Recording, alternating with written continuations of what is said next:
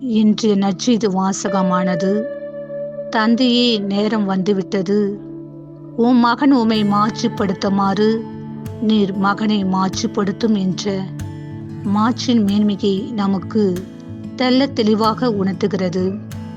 நாம் கடவுளை அன்பு செய்து ஏற்றுக்கொண்டு வாழ்வது போல, நம்முடன் வாழும் சகோதரிகள் மற்றும் சந்திக்கும் நபர்கள் ஒவ்வொருவரையும் கடவுளின் பிள்ளைகளாக ஏற்று அன்பு செய்து வாழும் பொழுது நாம் கடவுளை மாட்சிப்படுத்துகிறோம்.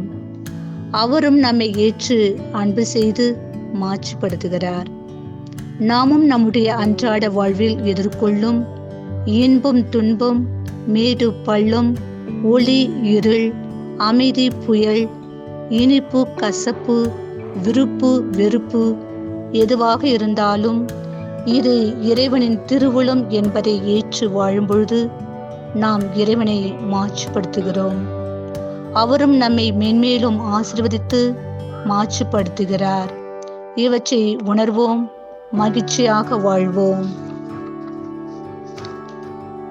நாம் நம் வாழ்வில் சந்திக்கும் ஒவ்வொரு நபரையும் அவரவர் இருக்கும் நிலையிலேயே ஏற்று மன்னித்து அன்பு செய்து வாழும் பொழுது இறைவனை மாட்சிப்படுத்துகிறோம். இன்றைய நாள் புனிதரான சார்லஸ் லுவாங்கா மற்றும் அவருடைய தோழர்களும் தம்முடைய வாழ்வில் இறைவனை மாட்சிப்படுத்தினார்கள். இவரை முன்மாதிரியாக கொண்டு நாமும் நம் வாழ்வில் இறைவனை மாட்சிப்படுத்துவோம்.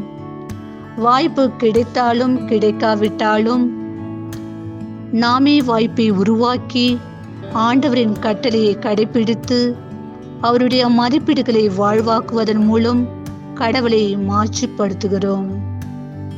அவரும் நம்முடைய செயல்களையும் செயல்பாடுகளையும் பார்த்து ஒவ்வொரு நாளும் நமக்கு அரணாகவும் கோட்டையாகவும் இருந்து போகும் பொழுதும் வரும் பொழுதும் நமக்கு உற்ற துணையாக இருந்து ஒளியாகவும் வழியாகவும் இருந்து நம்மை மாட்சிமைப்படுத்தி நாம் எப்பொழுதும் மகிழ்ச்சியாக வாழ வழிகாட்டுகிறார்.